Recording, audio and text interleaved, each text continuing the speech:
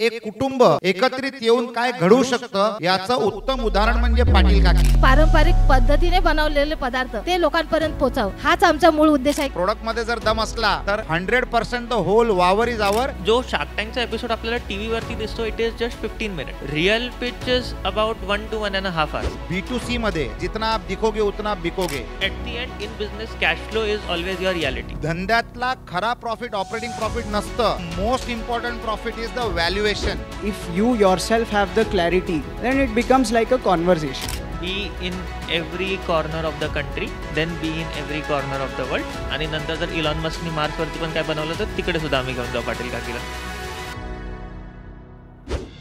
मित्रांनो, आपल्यात आज मी म्हणतो हा इंटरव्ह्यूचा कार्यक्रमच नाही, हा एक ऊर्जा स्रोत आहे. कारण हे दिग्गज मंडळी बसलेले आहेत तिथे आणि एक प्रेरणा स्रोत सुद्धा आहे. पाटील काकी आपल्या समोर बसलेले आहेत. Cracking shark tank of India हा आजचा विषय आहे. तिकडे जाऊन त्यांच्या समोर प्रेझेंट करून त्यांच्याकडनं इन्व्हेस्टमेंट घेऊन येणं हा भीम पराक्रम यांनी केलेला आहे. यांच्यासाठी एकदा जोरदार टाळ्या झाल्या पाहिजेत. आणि तुमच्याशी मी बोलणारच आहे, पण सुरुवात मी राजेश सरांपासून करतो. राजेश सरांबद्दल इकडच्या बऱ्याच जणांना तर माहितीच असेल. सेंट अँजेलो इन्स्टिट्यूट जेव्हा कॉम्प्युटर नुकते यायला लागलेले तेव्हा विजनरी विचार करून ती इन्स्टिट्यूट एवढी मोठी देशभरात प्रसिद्ध केलेले सर. आणि आता सर कोणत्या इंडस्ट्रीत नाहीत असा प्रश्न येतो. रिअल इस्टेट आहे, रेस्टॉरंट आहे, हेल्थ केअर आहे आणि वेगवेगळ्या इंडस्ट्रीत आणि प्रयोगशील उद्योजक म्हणून आपण त्यांना म्हणू शकतो. याशिवाय कित्येक आपल्यासारख्या उद्योजकांना ते सतत मार्गदर्शन करण्यासाठी तत्पर असतात. नेहमी एक helping hand, support, always guidance. इतकं मोठं व्यक्तिमत्व आहे but he is always grounded आणि आपल्यासारख्यांना मदत करण्यासाठी ते तयार असतात. सरांचं पण आपण एकदा जोरदार टाळ्यांनी स्वागत करूया.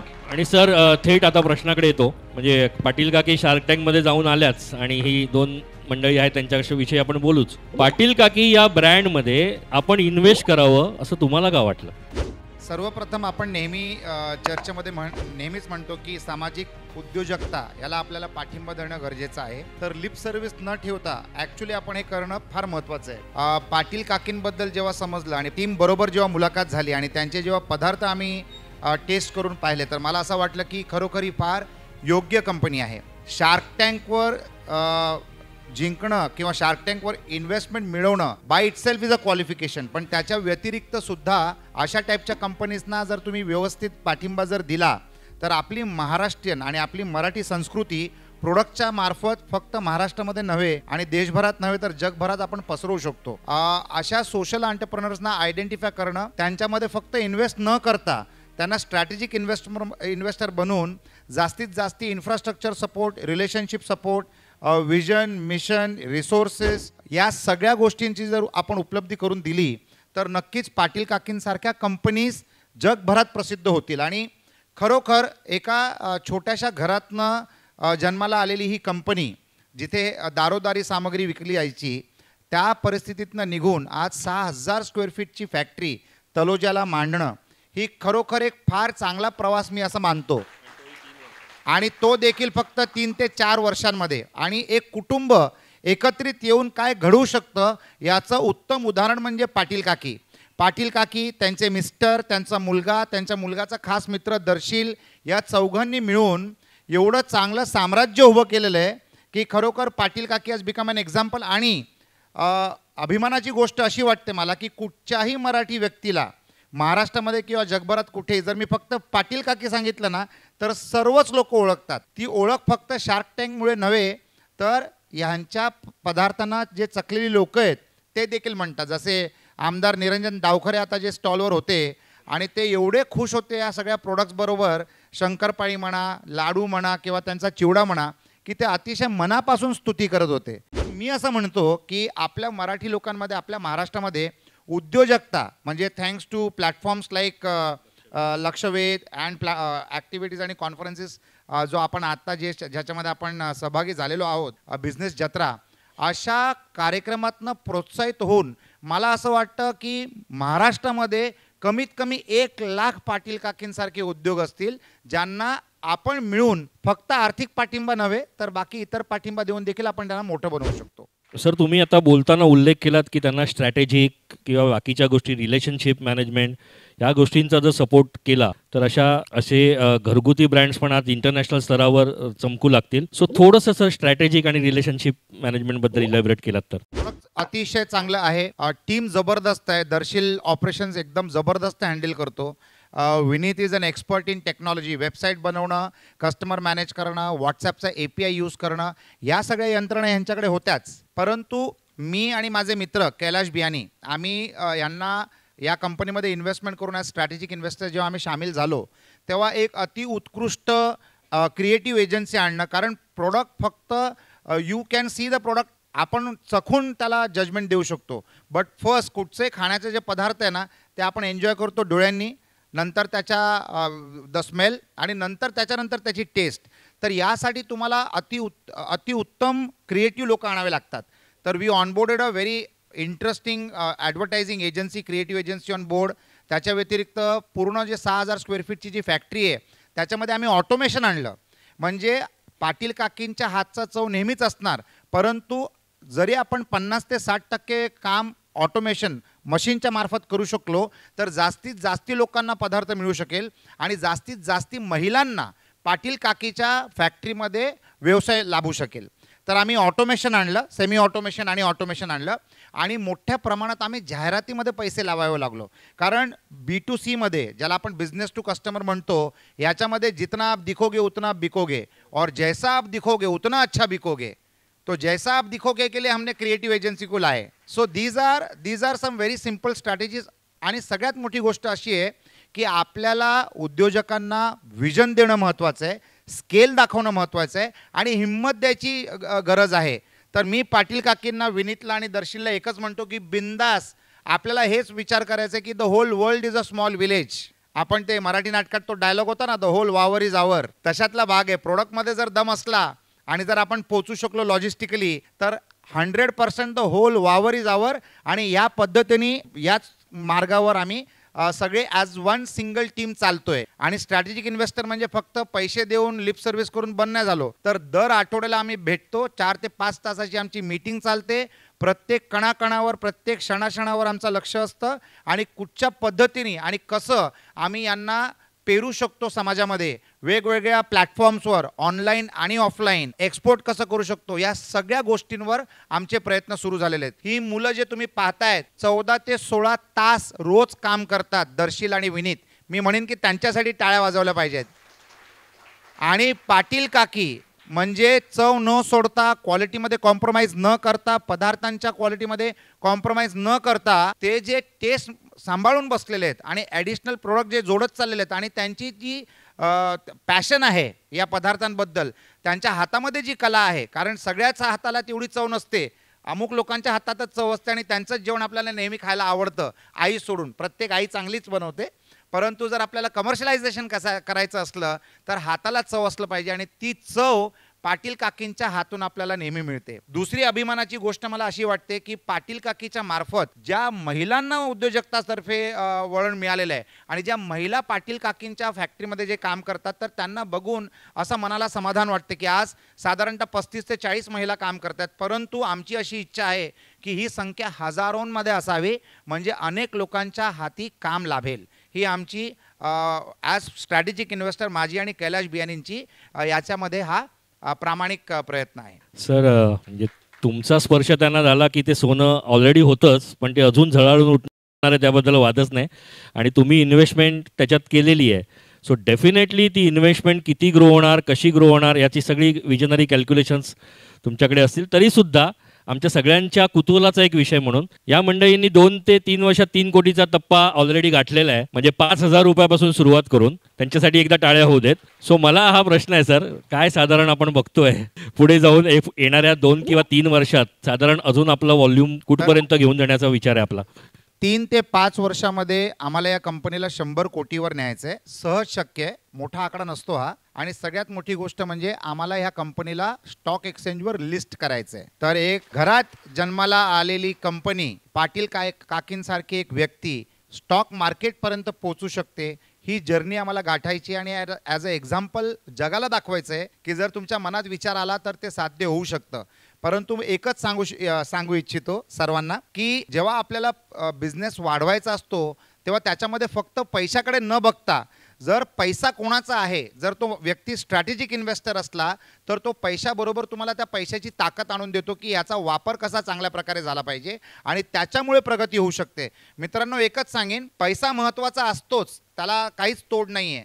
परंतु जर तुमच्याकडे मेंटॉर असला in the form of a strategic investor, mentor without a strategic investor is also welcome, परंतु mentor with a strategic investor, कारण त्याचं he becomes an interested party, तर तुमची प्रगती अतिशय वेगाने होऊ शकते. तर look out for strategic investors, look out as early as possible, परंतु be profitable before you become a looking out for a strategic investor. जर तुम्ही प्रॉफिटेबल असला तर तुम्हाला व्हॅल्युएशन चांगलं मिळतं.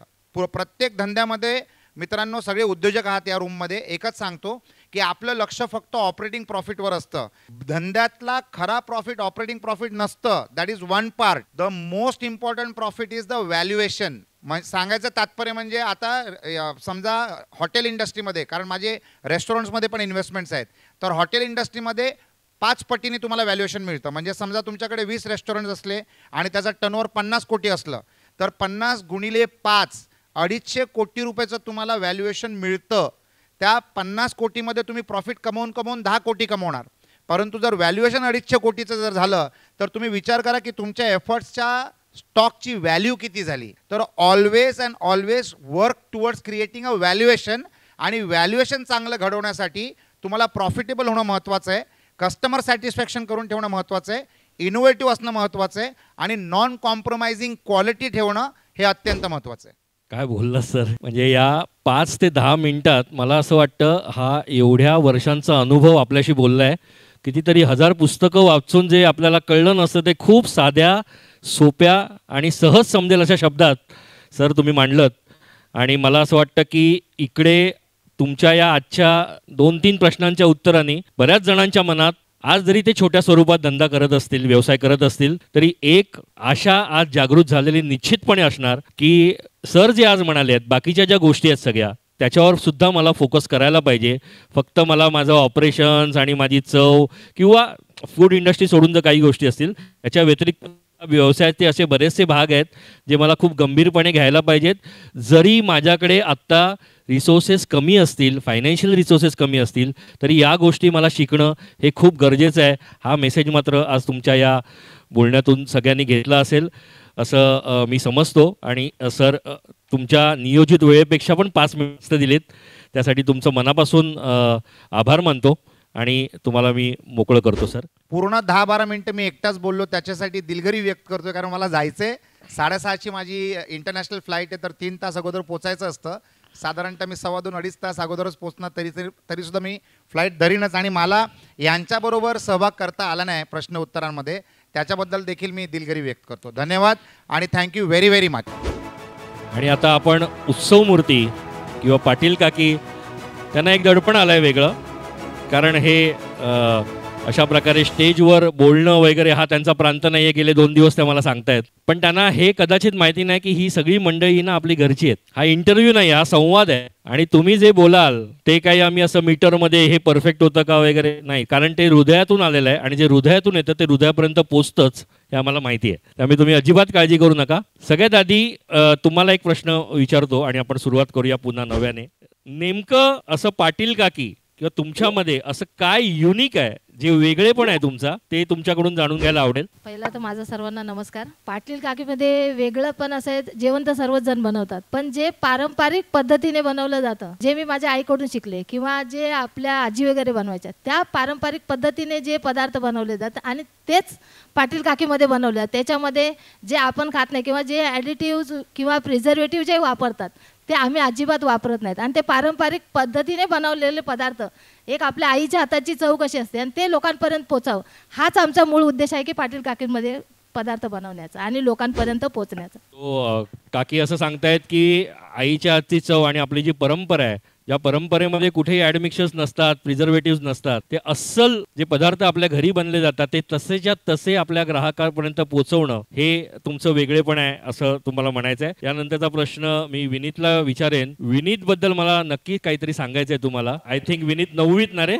10वीला विनीतला असं वाटलं की कन्व्हेन्शनल शिक्षणात काहीही अर्थ नाही, त्यापेक्षा आपण काहीतरी वेगळंच ज्याच्यात त्याचा कोर होता. He is a innovator, he is a very good at technology. त्याचा कोर जो आहे तो तिकडे त्याचं डोकं खूप चालतं. आणि ह्या विनीतने 10वीत असताना शाळा सोडली आणि तो पूर्णपणे त्याने ह्या गोष्टीला वाहून घेतलं. सो विनीत, तुझं आणि पाटील काकीचं जे कॉम्बिनेशन आहे, म्हणजे आता तुम्ही आई आणि मुलगाच आहात, पण बिझनेस रिलेटेडने जर आपण म्हटलं तर त्यांचा जो कोर आहे आणि त्या कोरला तुझ्या कोरची जी काही साथ मिळाली आहे त्याच्यामुळे आज पाटील काकी हा ब्रँड ज्या पद्धतीने नावारूपाला येतोय. सो मला तुला विचारायला आवडेल की काय फ्युचर प्लॅन्स आहेत, कशा पद्धतीने तुला एक्सपॅन्ड करायचं आहे. तर पाटील काकीमध्ये प्रायमरी जो आमची कोर टीम आहे त्याच्यामध्ये आम्ही सगळी आपापले युनिक व्हॅल्यूज घेऊन येतो. जसं काकी त्यांचा प्रोडक्ट प्रायमरी आहे, माझ्यासाठी टेक प्रायमरी आहे, दर्शीलसाठी ऑपरेशन्स प्रायमरी आहे. तर आमच्या प्रत्येकाचे युनिक स्किल्स घेऊन येतात. इथून पुढे जाण्याचा जो आमचा वे थ्रू आहे विच इज, आम्ही आता मल्टिपल सिटीजमध्ये जातोय. आम्ही तुम्हाला मॉडर्न ट्रेडमध्ये असणार, आम्ही तुम्हाला रिटेलर्स आणि डिस्ट्रीब्युटर्सकडे दिसणार. तर now we are expanding heavily in offline. आम्ही फ्रँचायझी स्टोअर्स पण असणार आमचे. We will start giving out franchises very soon. We are building channel partners everywhere. So जो आपला 3 करोड पासून जो 100 करोडचा मार्क अचीव्ह करायचा आहे त्यासाठी ह्या सगळ्या गोष्टींवरती आम्ही जोर देणार आहोत. सो आतापर्यंत पाटील काकी आणि त्यांचा पूर्ण सेल जो आहे हा ऑनलाईन पोर्टलवर जास्त आहे आणि तिथून आपण आता ऑनलाईन प्लस ऑफलाईन, सो आपला प्रेझेन्स जो आहे तो पॅन इंडिया लेवलला प्रत्येक ठिकाणी करणं हा तुझा मानस आहे आणि शुभेच्छा तर आहेतच आमच्या त्यासाठी. दर्शील त्याच्या बाजूला बसलाय. शार्क टँकचा जर तुम्ही एपिसोड बघितला तर विनीत त्याच्यात म्हणाला की त्याला मी 14वीत असताना शाळा सोडायला लावली, म्हणजे ह्याने 10वीत सोडली आहे आणि तो बिचारा अजून 3-4 वर्ष काहीतरी करत होता आणि ऑपरेशन्स आता सगळी सांभाळतोय. कालच्या डिस्कशन्समध्ये आम्ही बोलत होतो, असं कळलं की प्रत्येक गोष्टीचं मायन्यूट ऑब्झर्वेशन करणं, ते लिहून ठेवणं, त्याचं ॲनालिसिस करणं आणि त्याप्रमाणे आपल्या स्ट्रॅटेजीमध्ये बदल करणं हे दर्शीलला खूप चांगलं जमतं. आणि नॉट ओनली दॅट, एक फक्त आपल्या बिझनेसमधलं त्याचं जे काय कॉन्ट्रीब्युशन आहे ते तर आहेच, पण आज दर्शील या दोघांबरोबर, म्हणजे असं आपण म्हणू शकतो की पाटील काकींचा दुसरा मुलगाच आहे तो, ज्या पद्धतीने तो त्यांना सोबत करतोय. सपोर्ट सिस्टीम यांच्या घरातच आहे. आणि दर्शीलला मला विचारायला आवडेल, दर्शील तुझ्या कामाचं थोडंसं स्वरूप आणि तुझं जे काही कॉन्ट्रीब्युशन आहे त्याबद्दल थोडंसं सांगशील तर बरोबर. तर मला मराठी एवढी चांगली येत नाही आहे, पण मी चालेल आपण बंबईया मराठी किंवा बंबईया हिंदी पण चालेल. आमची सगळी मंडळी ना खूप समजूतदार आहेत, ते बरोबर समजून घेणार. तर जेव्हा पाटील काकींची सुरुवात झाली, जेव्हा आम्ही ब्रँड सुरू केला, तर आमचे रोल्स अँड रिस्पॉन्सिबिलिटीज खूप वेगळे होते. ठीक आहे. So depending on the scale of the business your responsibilities will change. तर फ्लेक्सिबल राहणं हे खूप गरजेचं आहे. सो जेव्हा आम्ही स्टार्ट केलं होतं तर Vineet would go and make some deliveries, मी काकींबरोबर प्रोडक्शन बघत होतं. तर असं आमचं एक सेटअप होता. आणि जेव्हा जेव्हा आम्ही स्केल करायला जेव्हा आम्ही स्टार्ट केलं तर ते रोल्स अँड रिस्पॉन्सिबिलिटीज चेंज व्हायला लागले. आणि नंतर मला मार्केटिंग आणि ह्याच्या ब्रँडिंगचा मला खूप आवड आहे. तो डिपार्टमेंट मी बघायला स्टार्ट केलं. तर नंबर्स जे आहे, नंबर्स विनीत बघतो, टेक विनीत बघतो, पण प्लॅनिंग किंवा कॉर्डिनेशन असेल किंवा ब्रँडिंगसाठी काही ॲक्टिव्हिटीज असेल किंवा कस्टमर्स बरोबर काही टच पॉईंट्स असेल, तर ते मला करायला मला खूप आवडतं. अँड ह्याच्याबरोबर I think team building is another important activity that is very important. Because as an entrepreneur तुम्हाला माहिती आहे की तुम्ही कशासाठी हे करताय, तुमचं जे बिझनेस आहे, धंदा आहे, तुम्ही कशासाठी स्टार्ट केलं आहे. पण तेच विजन आणि ते जो तुमचा गोल आहे, giving that to the team and making sure that message और that goal is penetrated properly throughout the team. That is very important, because when you start scaling, it is more of a team building. When you start, like I said, when the business is small, तर roles and responsibilities are very limited. पण जेव्हा तुम्ही scale करायला start करतात तर responsibilities पण वाढतात. आणि त्याच्यासाठी making sure that the team is motivated is also equally important. म्हणजे ॲट द एज ऑफ 21 ही दोन्ही मुलं सीझन मॅच्युअर्ड बिझनेसमॅन जसे बोलतात त्या पद्धतीने आपल्याशी कम्युनिकेट करतात. ग्रेट. थोडा शार्क टँकचा विषय आला म्हणून त्या विषयावर परत लाईट टाकतो. सो आपला आजचा टॉपिक आहे cracking shark tanks of India. म्हणजे शार्क टँकमध्ये जाऊन ते दिग्गज जे बसलेले असतात आणि ते किती हुशार आहेत, त्यांची ज्ञानाची आणि अनुभवाची पातळी किती आहे हे काय मी वेगळं सांगायची गरज नाही. पण त्यांच्या समोर जेव्हा तुम्ही प्रेझेंट करत होतात काही दडपण वगैरे आलेलं का? मला तर खूप दडपण आलेलं कारण मला त्यांच्यासमोर काय बोलायचं, मी 2 मिनिटं पूर्ण ब्लँक झाले होते, मला बोलताच आलं नव्हतं. नंतर हळूहळू मग मुलांसाठी मग ते समोरून खूप म्हणजे छान हे करत होते तिथले सर्व लोक. मला सर्व सांगायचे की नाही काकी घाबरू नका, काय बोला, ती पण माणसं आहे, तुम्ही माणसं, आपण बिंदासमध्ये बोला. पण तरी थोडंफार म्हणजे स्टेजवर गेले की किंवा असं बोलायला, मग त्यांनी समोरून मला सांभाळून घेतलं, विचारायचे बरं आम्ही सांगू मराठीमध्ये, तुम्ही बोला. हा नंतर मग थोडं थोडं बोलायला मग कॉन्फिडन्स यायला लागला. विनीत, म्हणजे ते कोणत्या प्रकारचे प्रश्न विचारतील याची पूर्वतयारी तर तू म्हणजे बाकी शार्क टँकचा अभ्यास निश्चितच केला असणार, आणि तरी सुद्धा एक वेगळ्या प्रकारचं एक प्रेशर असतं नाही का, म्हणजे इतक्या दिग्गज लोकांसमोर. सो त्या प्रश्नांची तयारी आणि त्याला तू फेस केलेलं ते सगळं, ते शार्क टँकचा तर एपिसोड आहेच, पण तरी सुद्धा मला तुझ्याकडून जाणून घ्यायला आवडेल की काय नेमकी मनस्थिती होती त्यावेळी त्यांना फेस करताना. तर जेव्हा शार्क टँकचा एपिसोड होता, एक गोष्ट जी आमच्यासाठी चांगली झाली होती की आम्ही शार्क टँकच्या राऊंडच्या आधी आम्ही एक फंडिंग राऊंड आधीच रेस केला होता. तर जस्ट बिकॉज आम्ही तो एक फंडिंग राऊंड रेस केला होता, आम्हाला आधीच खूप एक्सपिरियन्स होता की लोक काय प्रश्न विचारणार, लोक पिचमध्ये काय काय इश्यूज काढणार आहेत, लोकांना काय काय स्केलेबिलिटीमध्ये इश्यूज येणार आहेत. तर आमच्याकडे उत्तरं खूप सारी तयार होती पहिल्यापासूनच, तर तो एक आमच्यासाठी बेनिफिशियल पॉइंटर होता. सेकंड इज जेव्हा आम्ही ह्याच्यावरती गेलो, म्हणजे शो ऑन एअर होणार आहे तर थोडी नर्वसनेस तर नेहमी असतेच, that is given. But apart from that I always believe in clear communication, की तुम्हाला ही गोष्ट आहे, त्याच्यामध्ये हे XYZ पॉइंटर्स आहेत, यू कम्युनिकेट दॅट डिरेक्टली. समोरचा माणूस आहे तो पण समजून घेणार, and at the end everyone is appreciative about clear and crisp communication. तर जो शार्क टँकचा एपिसोड आपल्याला टीव्हीवरती दिसतो, it is just 15 minute. Real pitch is about 1 to 1.5 hours. हो, म्हणजे एवढं सगळं एडिट करतात.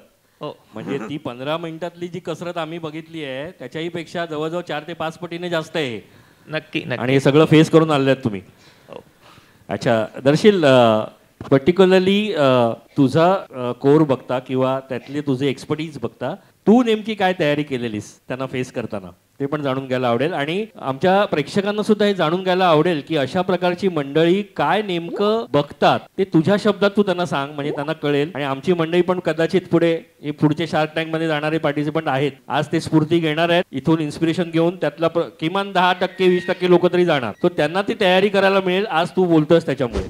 तर जसं विनीत म्हणाला की we had already raised a round right. तर आम्ही ते फेस केलं होतं, इन्व्हेस्टर्सना फेस केलं होतं आणि त्यांचे जे प्रश्न असतात ते आम्ही फेस केले होतात अगोदरच. तर जेव्हा तुम्ही पिच करतात ना, तर तुमच्या इंडस्ट्रीचे ना काही KRS किंवा KPIs असतात. If we are operating in food, तर फूडमध्ये मार्जिन्स आहेत, ऑपरेटिंग कॉस्ट किंवा तुमचा केपेक्स किती लागणार आणि तुमचा फोरकास्टिंग काय असेल for the next 5 years right sir. तर ते basic there is a structure depending on which industry you are operating in.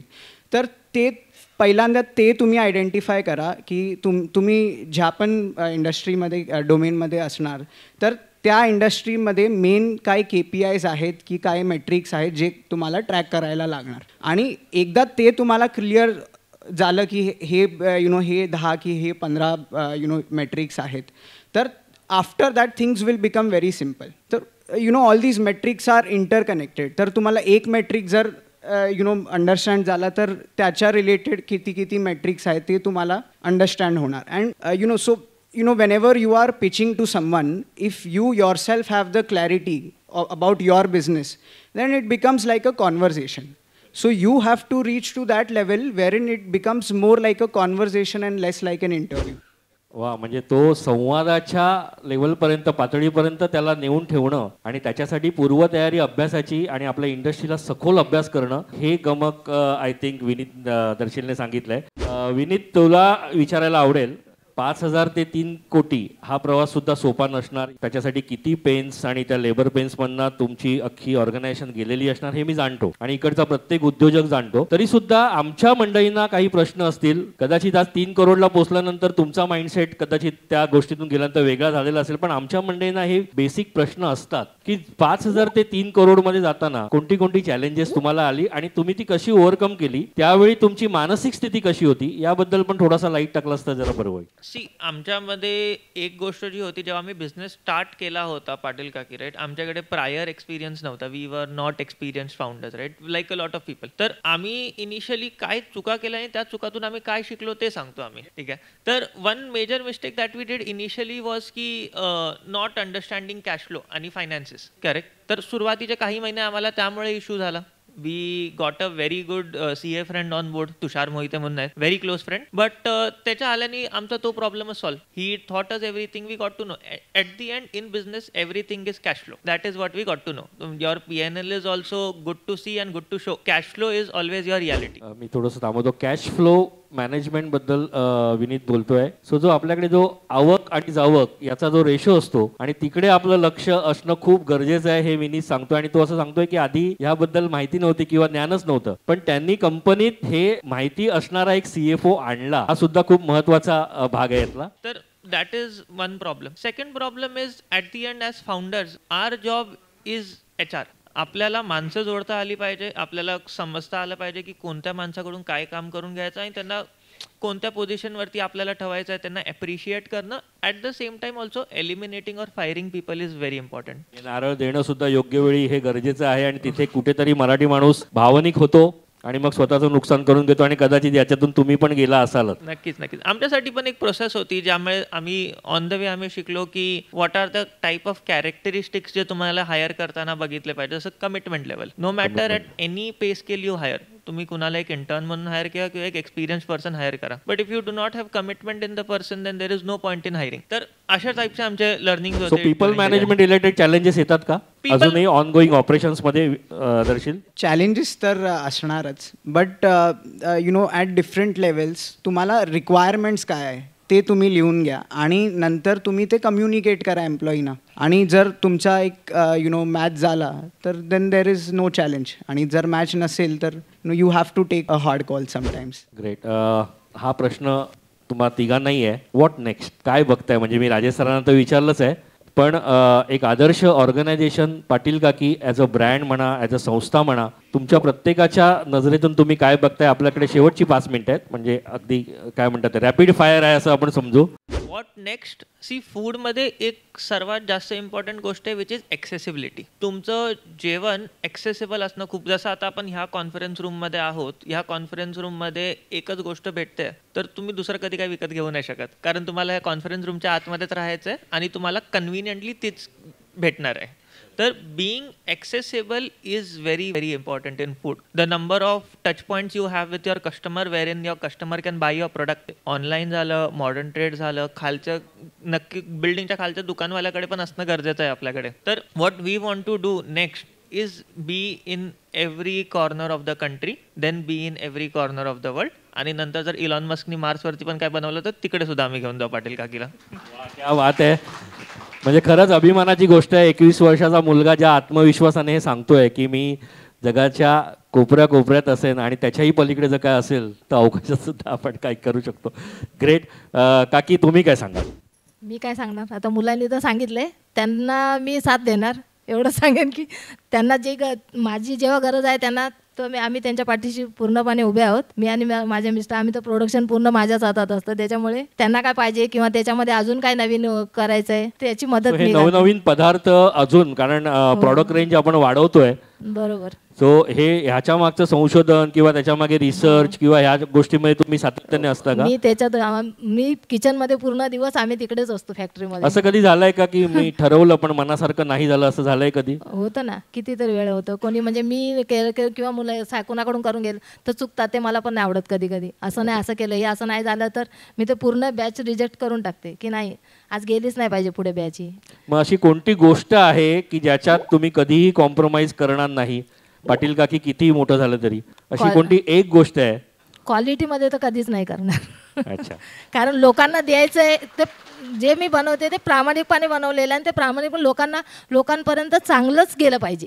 हे आम्ही सुरुवातीपासून आहे की क्वालिटीमध्ये किंवा तुमच्या सामानामध्ये काही जे आपण पदार्थ वापरतो त्याच्यामध्ये अजिबात कधी म्हणजे आता पाटील काकी इथे असू किंवा अजून जगभर जाऊ दे किंवा काही होऊ दे, पण त्याच्यामध्ये कॉम्प्रोमाइज नाही होणार. वा, क्या बात आहे. सो मगाशी दर्शील म्हणालेला की आम्ही जेव्हा इन्व्हेस्टरशी बोलतो तेव्हा एक ट्रान्सपरन्सी कम्युनिकेशनमध्ये पाहिजे. पाटील काकी आता जे बोलल्या त्यांची ट्रान्सपरन्सी ही त्यांच्या विचारात आहे की मी कितीही मोठी झाली पुढे जाऊन, ही संस्था ही कंपनी कितीही मोठी झाली तरी या गोष्टीशी मी तडजोड कधीही करणार नाही. बॅचच्या बॅच रिजेक्ट करणं हे जितक्या सहजतेने त्या बोलतायत तेवढं करणं इतकं सोपं नाही आहे. किती लाखाचं नुकसान होऊ शकतं हे ह्या 3 मंडळींना माहिती आहे, त्यासाठी ते सतर्क आहेत. पण देव न करो कधी अशी चूक झालीच तर ते रिजेक्ट करण्याची क्षमता सुद्धा ते मानसिकरित्या सुद्धा ठेवतात. मला असं वाटतं इतके पवित्र किंवा शुद्ध विचारसरणीने जेव्हा आपण मेहनत करतो, एक अख्खं कुटुंब त्या मेहनतीला साथ देतं आणि हे सगळे प्रामाणिक प्रयत्न जेव्हा वरचा ईश्वर बघत असतो तेव्हा पाटील काकी सारख्या या कुटुंबाला यश मिळणं हे तर अपेक्षित होतंच आणि ते पुढे जाऊन सुद्धा खूप भरभरून मिळो. पाटील काकी हा ब्रँड आपल्या महाराष्ट्रात, देशात आणि पुढे जाऊन जगभरात इतका प्रसिद्ध हो की आपण आज या कॉन्फरन्स हॉलमध्ये जितकी मंडळी बसली आहे ती अभिमानाने सांगू की या पाटील काकी, हा विनीत, हा दर्शील यांना आम्ही प्रत्यक्ष भेटलेलो, त्यांना प्रत्यक्ष बोलताना आम्ही ऐकलेलं आणि आज हा जो ब्रँड आहे याचा आम्हाला मराठमोळ्या ब्रँडचा आम्हाला मनापासून अभिमान आहे. हे आपल्या मनात येऊ अशी त्या परमेश्वराकडे मी प्रार्थना करतो. तुमचा किमती वेळ खरं तर 40-45 मिनटं खरं तर खूप अपूर्ण आहेत.